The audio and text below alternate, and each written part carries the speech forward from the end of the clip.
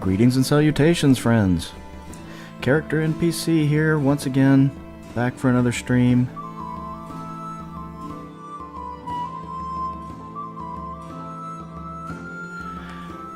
On the way to Aratar to pick up a golden receptacle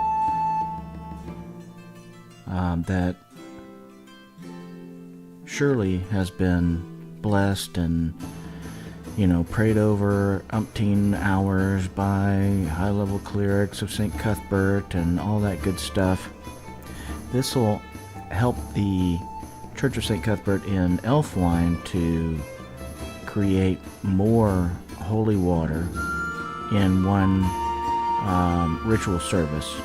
There's a process in First Edition Advanced Dungeons & Dragons for how to create holy water. It's in the magical research section, and if you look that up, you'll see why this is important.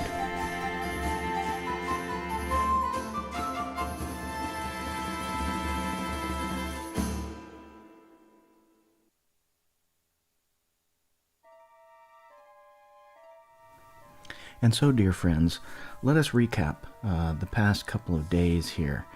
It's been pretty eventful. We were attacked by 3 wolves in the morning of the 16th, I believe it was. Let's see. Yes. No, the morning of the 15th. And our fighter, we have a ranger and a regular fighter.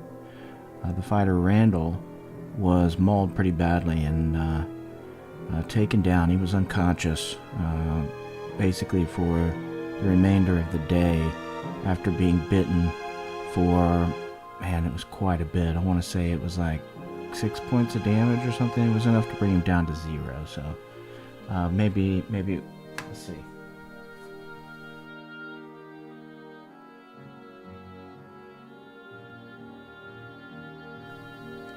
Randall has 4 hit points, so he was brought down to 0, 4 hit points. And the party lost a day of travel. That same day there was a thunderstorm. It dumped 8 inches of rain in an hour in the area and brought movement down again to half. So with Randall needing to recover, in First Edition AD&D, if you go down to 0 hit points, you're unconscious, and there are some particular rules that I won't go over in the moment. I should have really delved into them at the time, but let's just say that reaching unconsciousness is really bad. Even though you're not completely dead, you're bleeding out, and you need to have your wounds bound and being taken care of, and then you don't just get up and walk away. Even if you're healed with magic, you still need to rest and recover enough to be able to carry the weights, don armor and to fight and those kinds of things. So the party spent an additional day, 15th and the 16th, just resting and recovering and letting the road dry up a bit. It was clear on the 16th, so fortunately, things improved a little bit. But then the following day, it was partly cloudy on the 17th, and we didn't have any counters, but that brought our movement up to full again.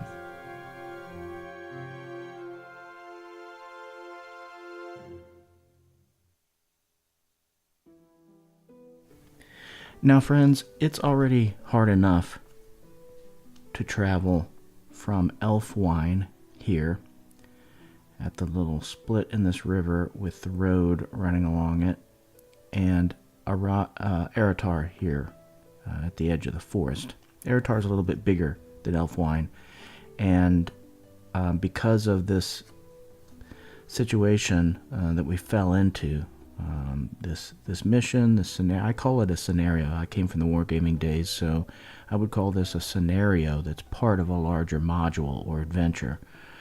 But maybe it would be one whole adventure in itself. I may deem that, and so that's why I've been calling it the golden receptacle of St. Cuthbert.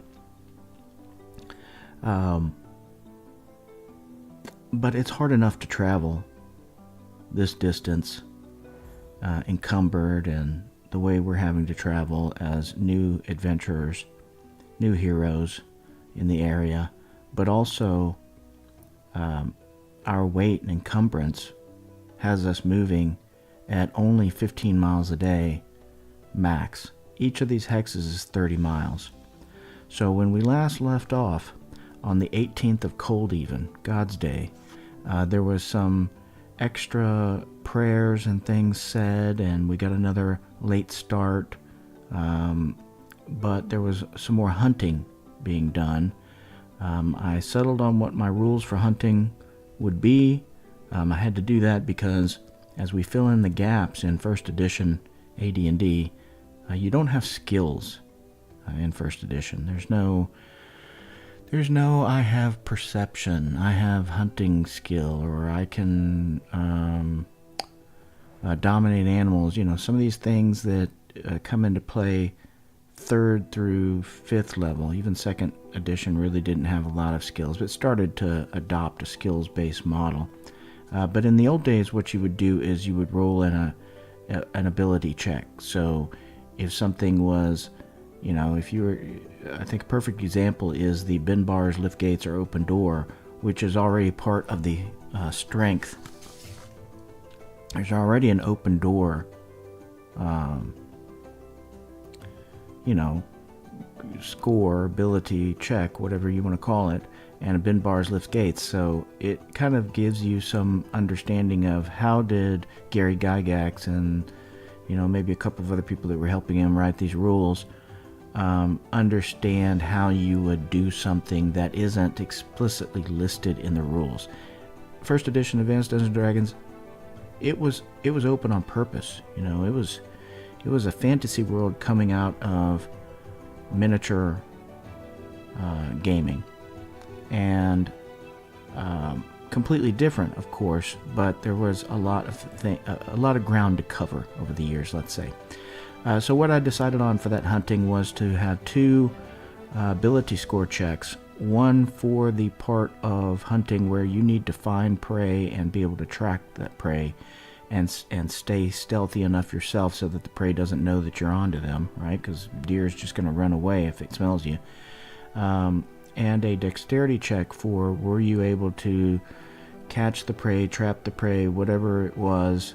The dexterity ability, reading it out of the Dungeon Master's Guide, made most sense for both the catching and dispatching the prey, rather than going through a whole bunch of attack rolls with weapons, for example, and then skinning it and cooking it, and all those ability, all those separate things that combine, ending up with not just a dead animal on your hands, but something that you can eat.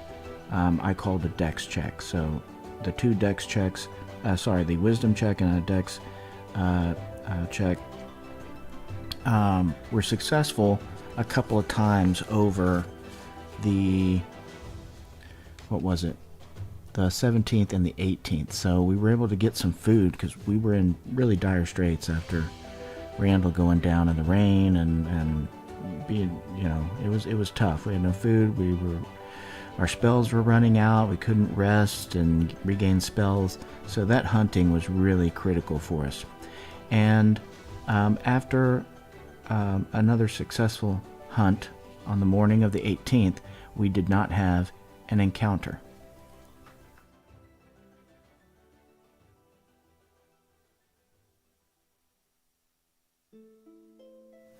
So fortunately, that puts us 5 miles, right about here, from this hex, 1622, which is the last part of the river and trail along the road, along the river here. Really, it's called Adsullata Stream, so I think of this as a small river. It's calling it a stream, however you want to. I'm interpreting this as the DM as much larger than I think of as a stream, but not a full-size large river. a town could build a bridge over it if they so desired. But a lot of times it's actually good protection. Rivers and gorges and all these kinds of things. So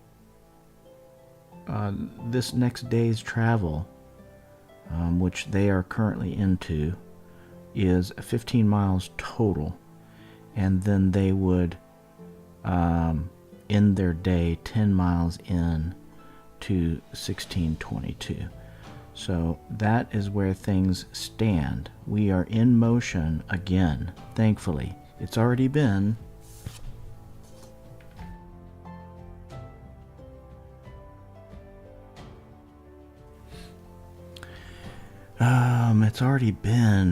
man, a lot of days. 11 days. So here we are on God's Day on the 18th. And calculating it out, it looks like we're probably going to arrive somewhere between the 20th and the 21st in Aratar, and then look for a church to St. Cuthbert, or someone who would have this golden basin that we're looking for, and they're supposed to bring back to Elfwine.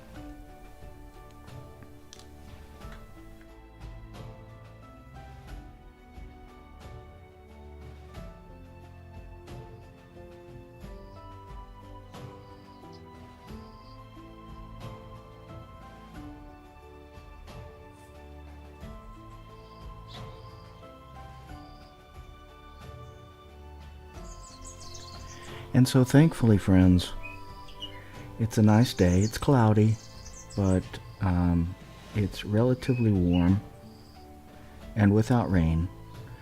And we have enough food to eat. Didn't encumber us too much. We have a couple party members that had a little bit of extra room under the heavy encumbrance, specifically Asher and Aetbert, who can carry some fresh food for us for a couple of days. And so, as we reach the evening hours and nearly into dusk, as the light is fading, we find a spot off the road to camp for the night. We're still relatively close to the hills here, but we'll be 10 miles in to 1622 when we start the next day. So this would be the time where we start the fire, set up our camp,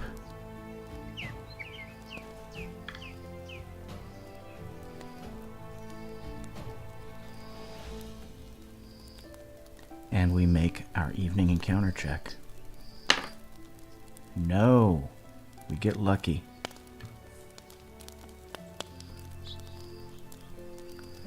Lucky.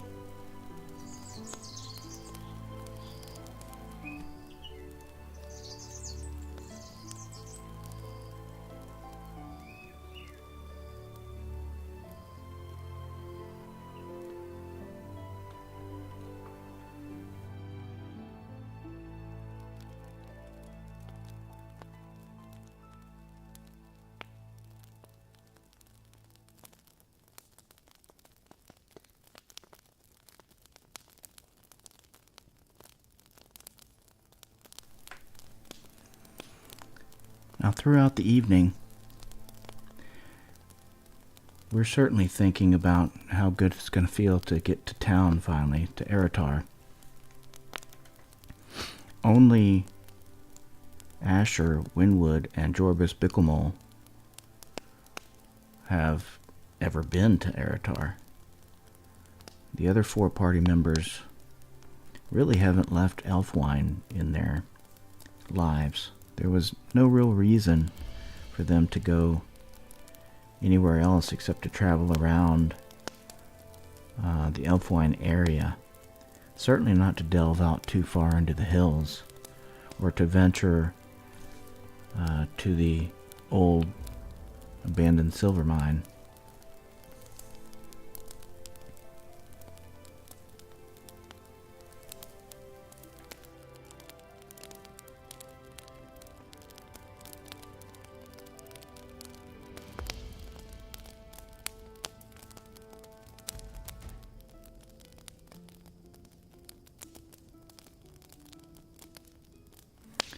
And so,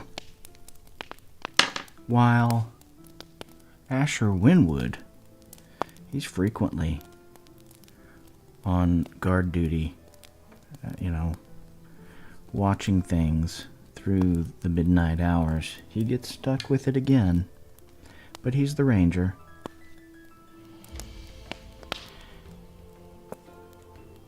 And while the rest of the party is sleeping well,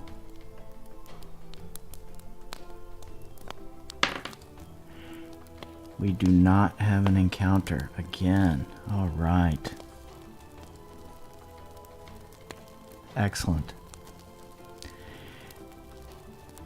And with 3 days' rations for the party left, we eat and drink that day through the day, and we start the 19th with 2 food remaining. We had 3. We used 1, so that would have made it 2. Then we got another one, so we were back at 2 again, and we ate 1 now, so we have 1 more to go.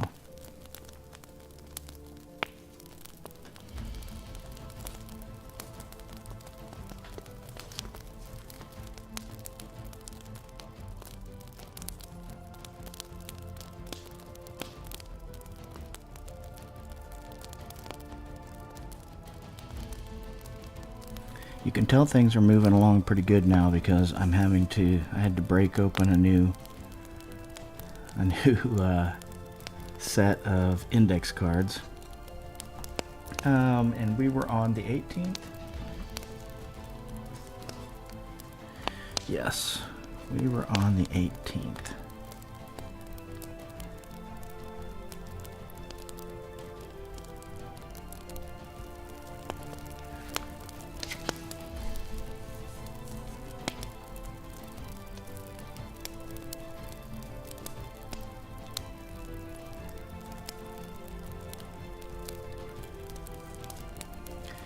And on the 19th of Cold Even, it is Water Day.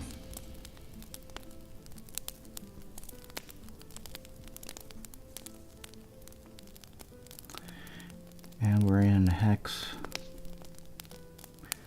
We're now in Hex 1622.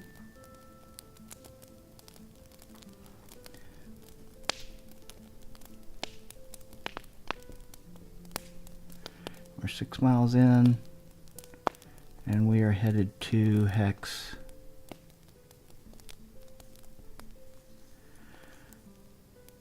We're headed into Aratar next. All right.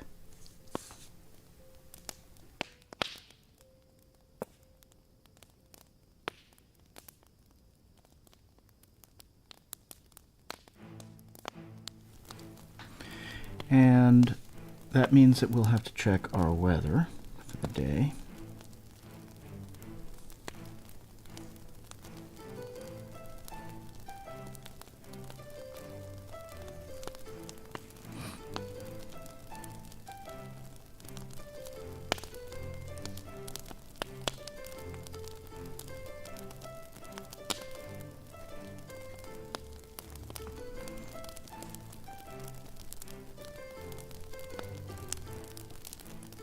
Having a hard time writing W's today for some reason.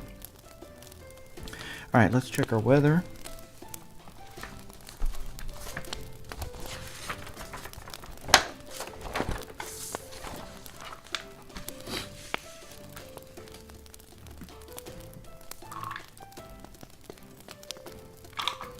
An 8-sider and a 10-sider.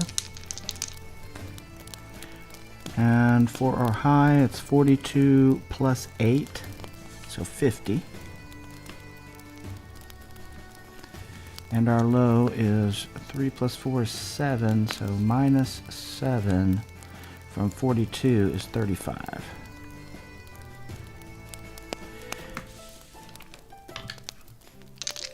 And our sky conditions, 25. Ooh, just barely clear. That would be wonderful if we ended up with another clear day. Let's see about our precipitation. 44%. 81. Nope. No precipitation. We're rolling along now. Now we only have 1 day's food left after today, so I think we better take this opportunity to hunt, because we don't want to be at the last second and find ourselves unrested and without proper spells.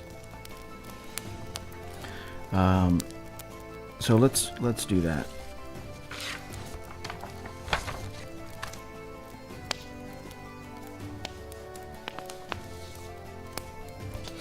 And we'll have the usual squad.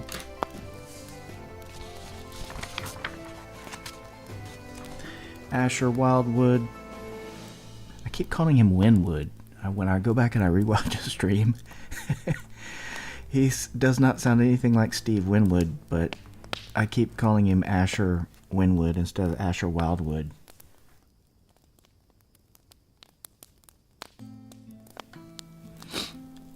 And so early in the morning, Asher is up and will nudge Aetbert and Jorbus Bicklemole the gnome, and we'll go out and do a bit of hunting and see if we can't come back with at least 1 extra day of rations, so we're not cutting it so close. And as I mentioned earlier, that's 2 checks. So first, let's see if Asher Wildwood finds some prey and is able to track it. Of course he can track it. He's a good ranger.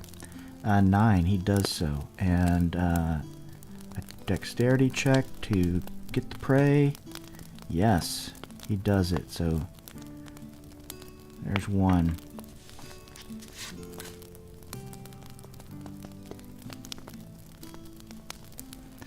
And actually, I think I do that the opposite way so I don't get myself confused about using it versus getting it.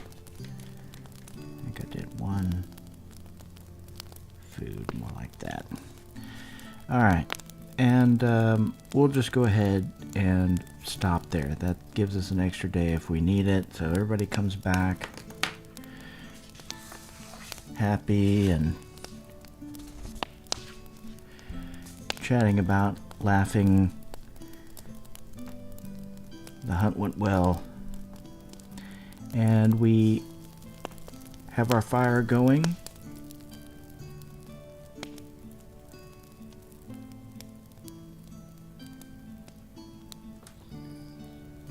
Birds start to chirp through the day.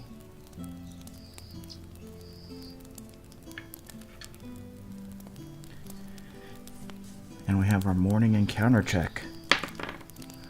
9. No encounter. We're getting lucky. Let's hope our luck doesn't run out.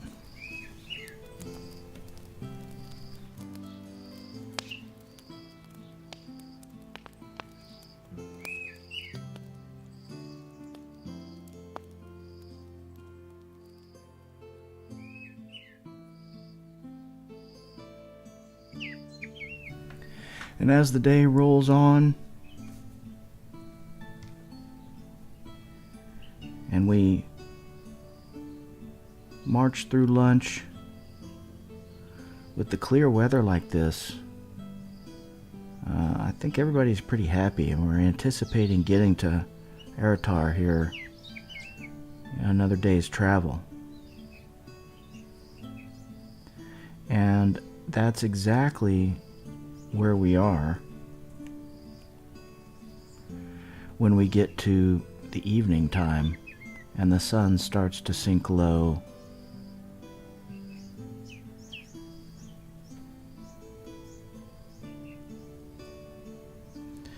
By the end of the day,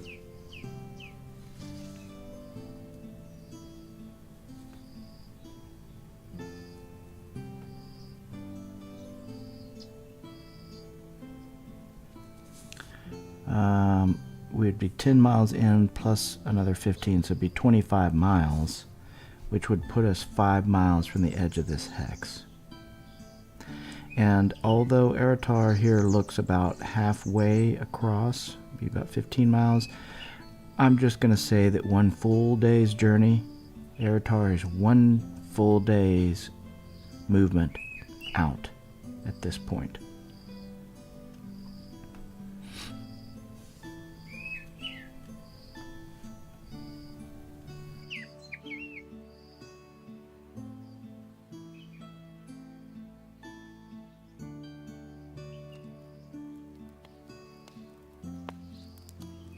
And we set up our evening fire for dinner. Prepare camp. Usually we're a couple hundred yards off from the road, to the south. We don't stay real close to the road, so about 200 yards. And I call it a road. It's more like just a very well beaten path. While a road would be much more like something that was paved or very well established with rocks and gravel, that kind of thing. Like a Roman road was often crushed stone and things like that. So it was maintained well enough so that even if it rained, you had decent movement over it. And that more represents the road that was traveled to fight during what was the Temple of Elemental Evil. If you haven't seen any of my streams, I'm using content from TSR days, both Judges Guild and TSR, but I don't use all of the content that's within it. So like while I'm using the village of Hamlet here, I'm using that to represent Elfwine, and I'm not really using a lot of the module content, except sporadically here and there. So although the Temple of Elemental Evil in my campaign, its source of evilness was coming from here, all the time it took and the traveling and things for that, what I'm deeming was much more like a war, had this paved road. At least, by the time it was really fought hardcore, you might say. And so we have our evening encounter, which I hope is nothing. Yes. No evening encounter.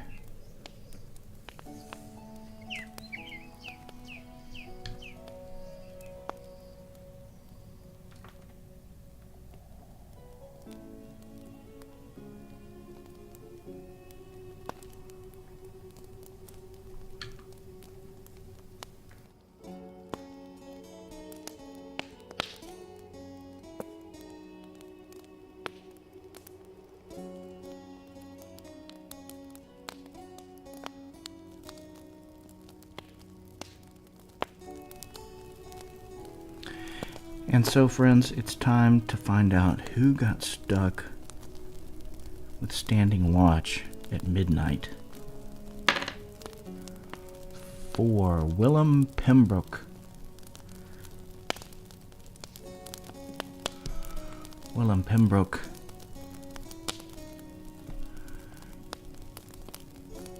Standing watch over everyone.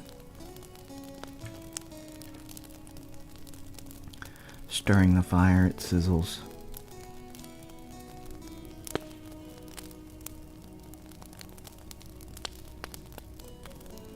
He looks around through the darkness.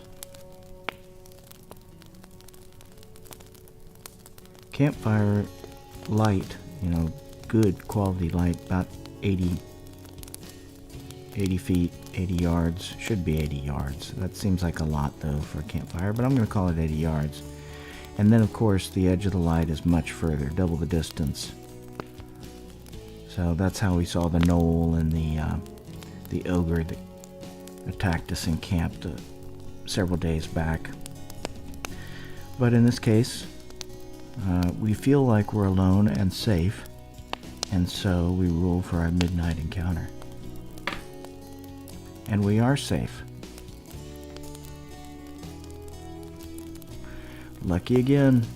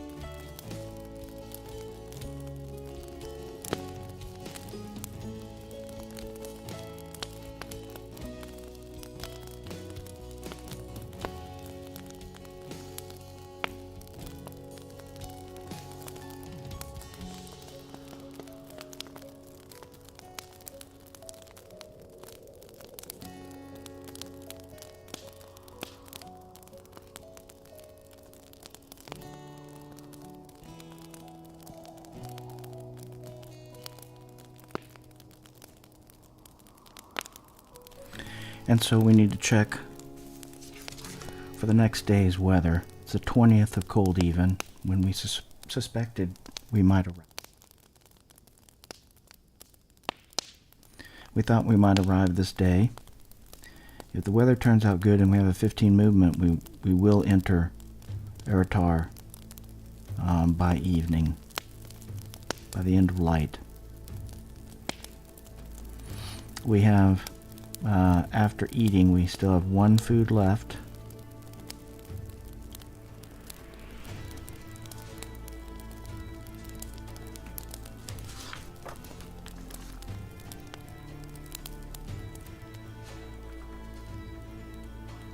As the morning begins, so far it's been Asher Wildwood who usually gets up first.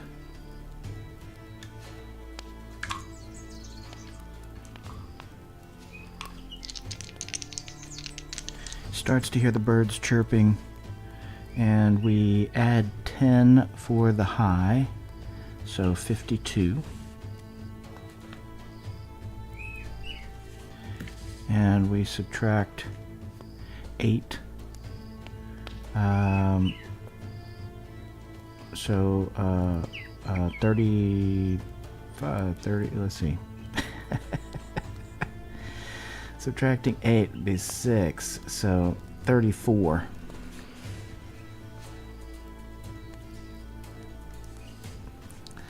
Jace, my math is terrible.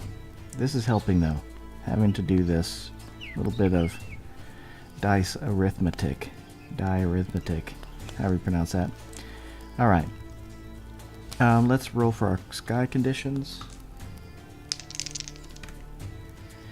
15, clear again, awesome.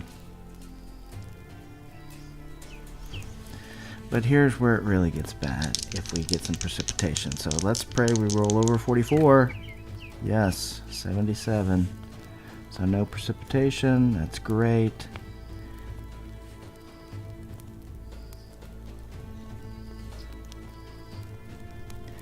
And when we start the morning, the first thing that happens is there's lots of praying to St. Cuthbert by the whole party except for Jorvis Bicklemole, who is a gnome, and his deity is Brevin. What's his name? He's a gnomish god.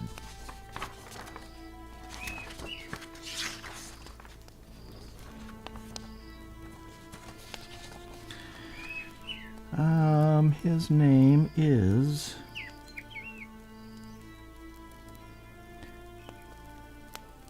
Brevin Wild Wanderer. Bervin Wild Wanderer. It's hard to say that.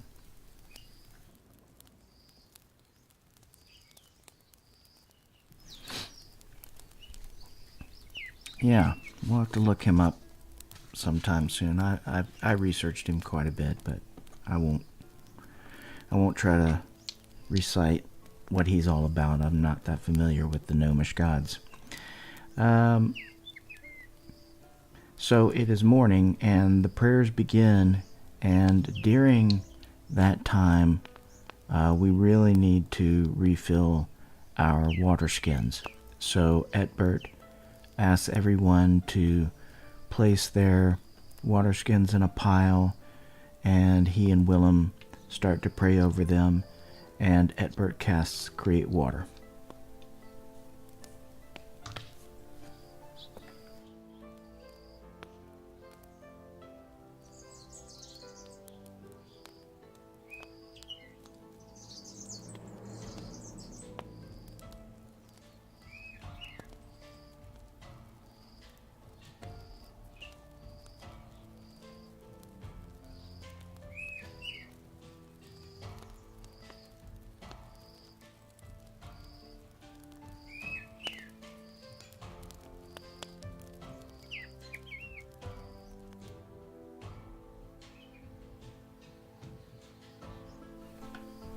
And so, dear friends, we roll for our morning encounter.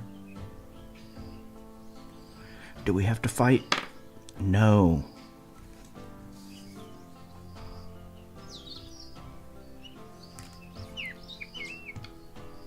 And so we're feeling pretty good about ourselves.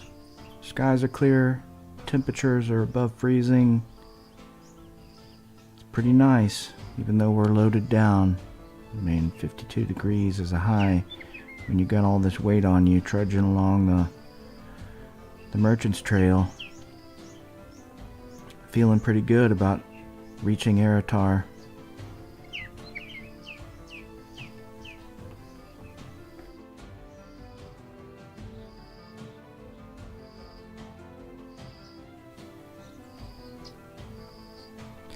And Jorbus Bicklemole drones on for a while about how nature makes a better role model than St. Cuthbert for the peasants, which of course everyone else mumbles underneath their breath, trying not to sound offensive, while this gnome, the only demi-human in the party, spouts off this stuff that they are in disagreement about.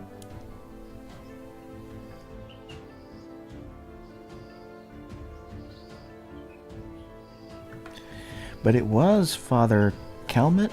Is that his name? I think it's Father Calmert. Calmert. It was Father Calmert who set us up with Jorbus. So he's respected by the Church of St. Cuthbert in Elfwine.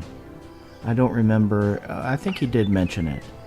That was my very first stream, and things got a slow start, so I didn't sound probably very enthusiastic about that, about getting started with the adventure to bring back the golden receptacle of St. Cuthbert. But he told us to go meet him in the Cock and Cudgel, the inn there in Elfwine, and how Jorbus Bicklemole was, because gnomes are so old, he was a part of the events towards the end and final days of fighting the Temple of Elemental Evil.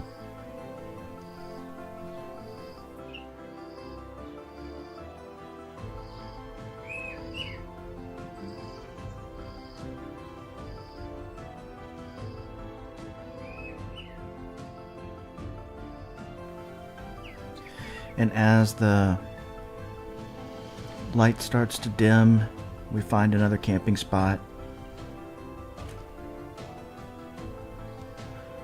Start up our evening fire.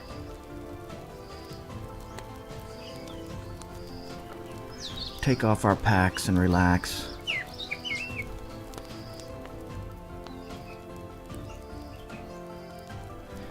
And we have our evening encounter roll. No.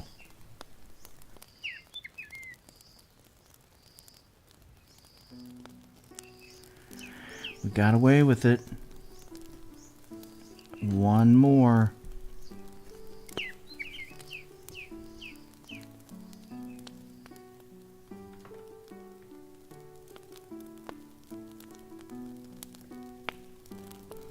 And later, after all the birds go to bed, and everyone is full and tired from another day's travel, Randall asks Willam and Aetbert, "Do you know who we're going to find? Who has the golden receptacle?" They have no idea. He didn't mention. So we assume we'll find some Church of St. Cuthbert there. But we really don't know. No one recalls seeing definitively a Church of St. Cuthbert in Aratar. And in this world there are lots of gods, so who knows? There may be a church in opposition to St. Cuthbert there. We'll just have to find out.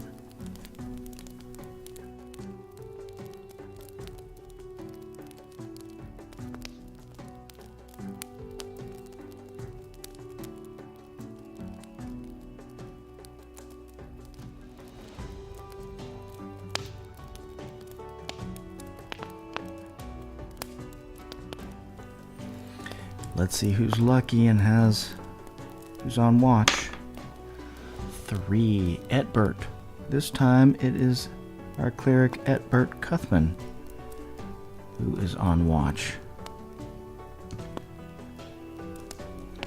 And we make what will be the final encounter roll before reaching Aratar. Oh! And there is one. A midnight encounter. No rest for the weary.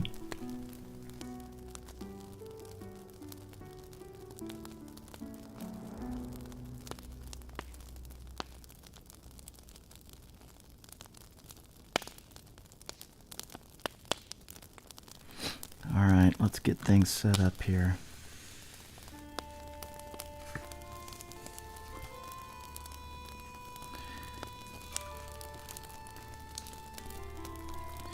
We need to know what it is.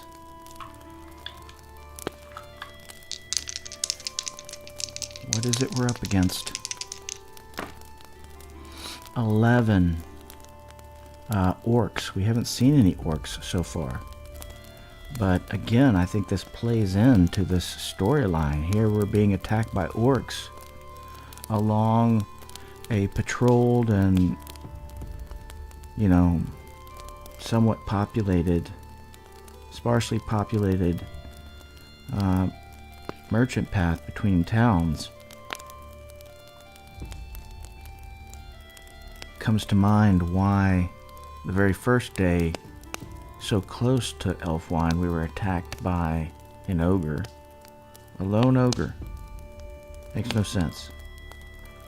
2 days later, we catch a single gnoll, alone at the edge of the firelight, watching us.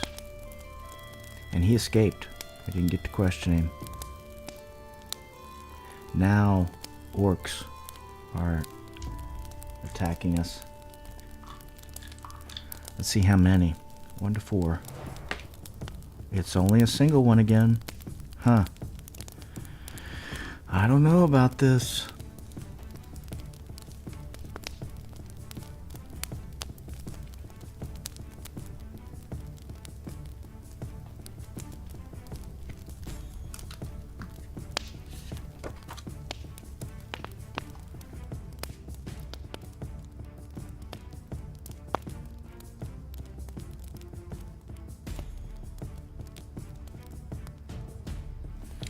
Before we get into this encounter, just in case you haven't been following along, I wanted to explain how I'm coming up with these rolls that I'm making for the encounters. In first edition Dungeons & Dragons, the Dungeon Master's Guide has a lot of random tables in the back that cover all of these things that really suffice very well for solo play and for a regular DM'd adventure with player characters. It's from this. I just did a copy of the page out of the Dungeon Master's Guide, and the land adventures are defined by where encounters are going to take place, and in this case it's moderate to sparse patrolled, which is 1 in die 12 for a base encounter. So that's why I've been rolling the 12-sider, and the 1 was an encounter. That's how we came up with this orc.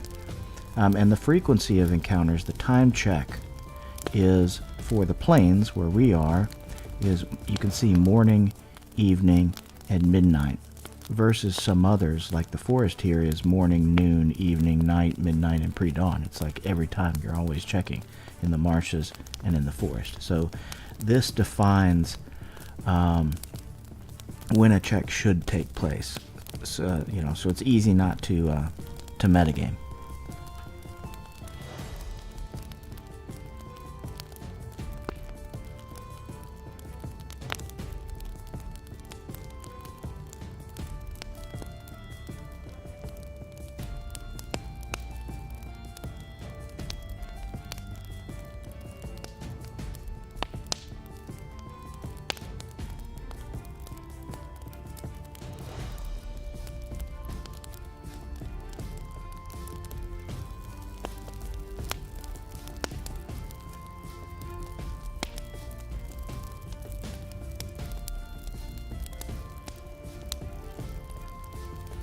Okay, and of course we would be in our usual, not always in the same position. I kind of like to move them around a bit, but if you can't see here, we have our fire.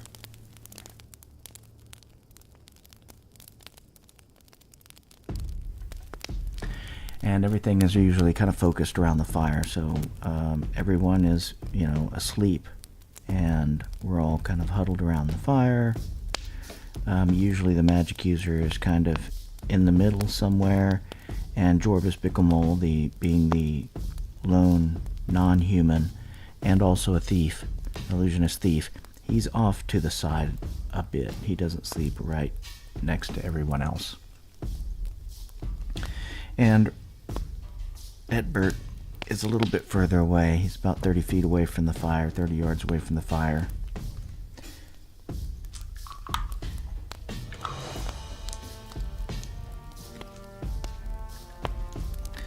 And I started rolling for surprise first, because surprise actually influences the distance of the encounter, where the distance would be 6 die 4.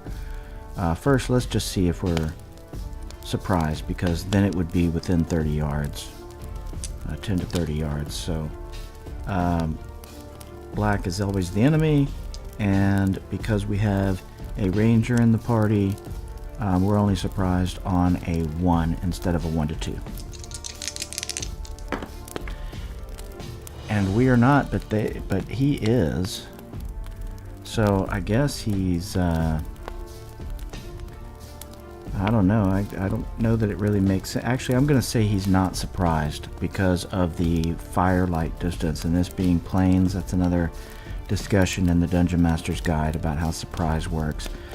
So he saw us way out in advance because of the firelight, and he's been coming to check things out. So let's just go ahead and roll for the distance.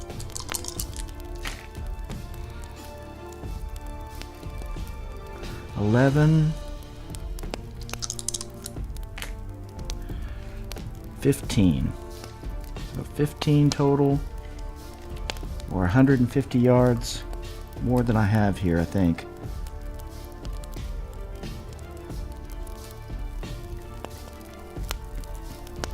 Yes, to the very edge here of my play map from the fire is 150 yards. So I'm just going to deem it that. And as he comes in, what ends up happening is Aetbert notices something moving off at the edge of the firelight.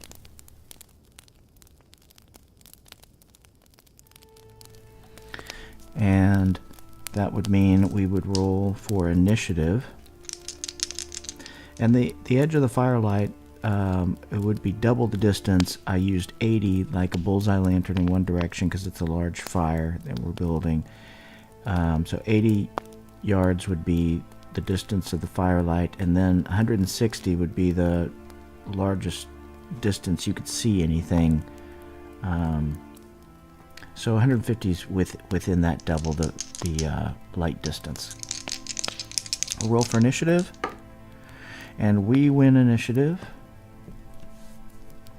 So Aetbert, he yells, "Look over there, orc!" And I'm gonna have everyone start to, wake up, hearing the commotion. They won't be able to do anything this round, but they're starting to wake up. And Aetbert is going to prepare to defend himself by throwing his hammer if need be. But it is also his melee weapon, so he'll have his hammer in his hand, he's got his wooden shield, and he's ready to defend himself. He'll also move up his little bit that he would if he was able to attack as well, so he'll move his 1 segment worth of distance. And the orc is going to try to escape. He's been found. There's 6 party members, so he's not going to want to engage this kind of losing battle against all these individuals. So he is going to turn tail and run.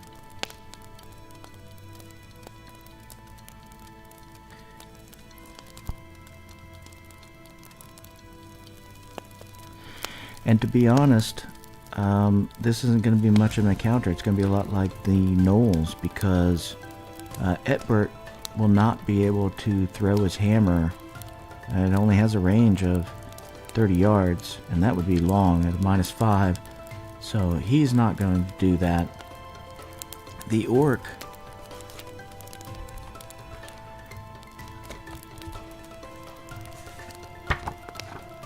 has a movement of 9. So he has a little better movement than some of us. Most of us have a 9, though.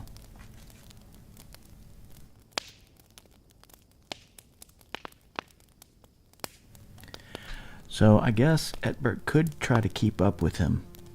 And I'll go ahead and say that next round, since he's not moving up to attack, he'll have him make his full movement.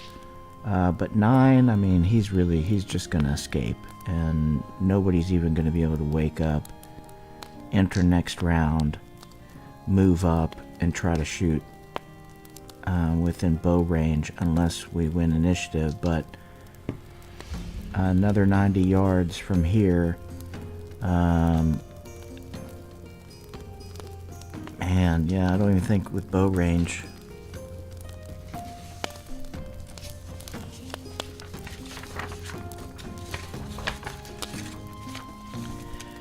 Asher would be our best shot,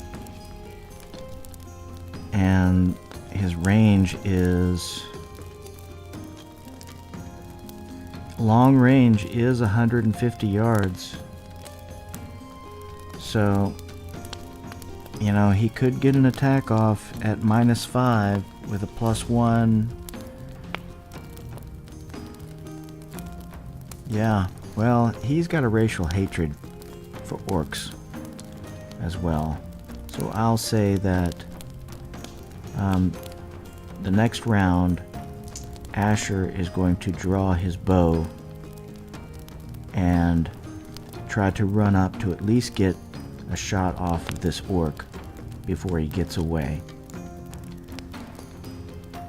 So he moves his full distance and runs during his attack. This time that puts him at 140 yards. I'm just going to move him off. 140 yards. And we do win initiative. So, Asher, being quick and a ranger with a hatred for orcs, he gets up and moves his, what is it, 9? Yeah, he only has a 9, so 1, 2, 3, 4, 5, 6, 7, 8, 9.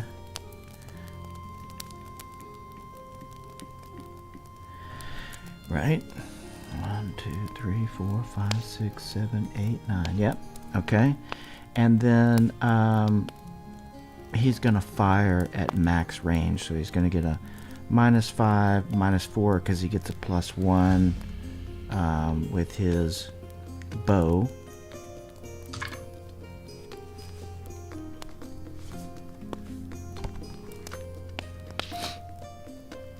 The orc is armor class 6, has scale mail,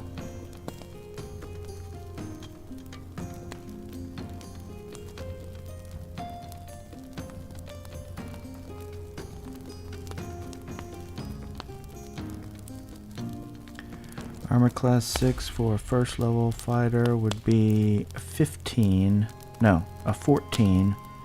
and he's going to get -4, so actually I need to do that first, so it'd be 6. Where is his short bow? Short bow against 6 is no adjustment for armor class. So what did I say? Armor class 6, 14 minus 4, so he'd need an 18 to hit.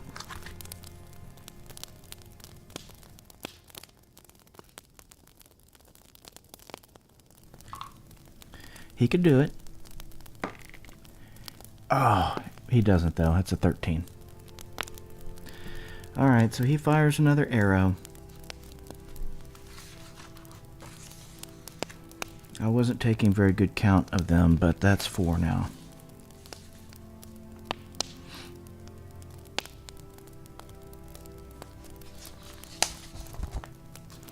And it was 1 for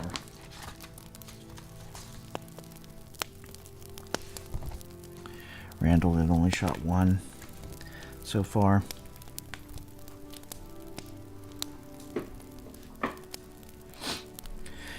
And so ends that encounter. But again, Asher is like, I know, we're being spied upon. He just states it straight out to everyone. We are being spied upon.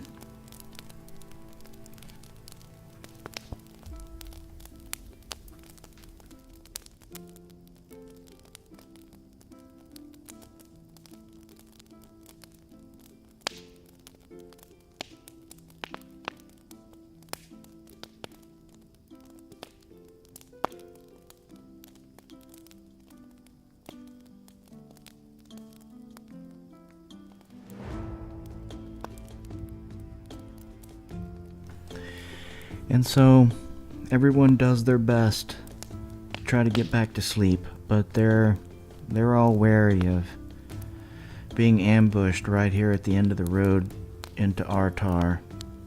Aratar. I think I'm going to call it Aratar. And really don't have a good night's rest. We eat and everything, but didn't get a good night's rest. So we're down our create water. Still have all other spells, but the create water we used on the 19th to fill all of our water skins. So we are we're going to have to remain on we're gonna have to live off of our one last remaining water skin for the day.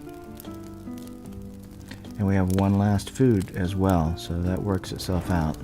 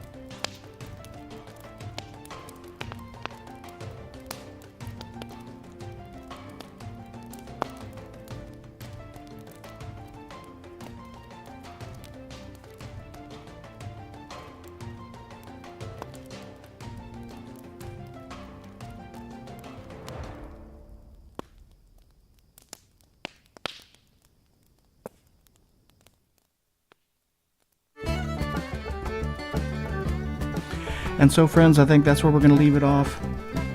We're about an hour into this stream. Things were rolling along there for a bit, and it was interesting not to have any encounters for such a long period of time.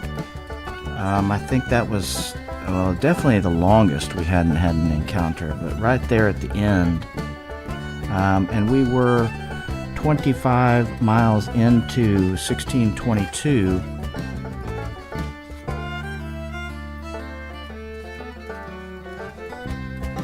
Where did I put the rest? Oh, there it is. Yeah, 1622. We started the day 25 miles in, which left us 5 miles from the edge of this hex, making it 15 miles to Aratar. And so when we finished that day, we were at the edge of Aratar, sleeping out along the road. So that encounter with the orc was so close. I mean, basically, we lost him in the forest here, on the edge of Aratar. So we have arrived, and this is 1721. 1721.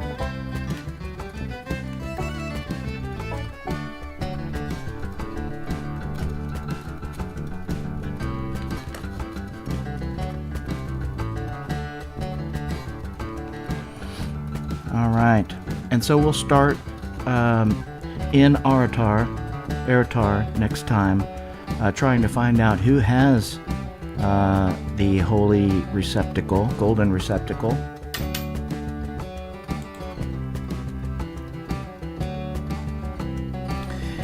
And determine how we're going to get it back to Elfwine. We have no cart, we have no horses, we don't have a lot of money. I don't know what we're going to do. We don't know who to go find it from.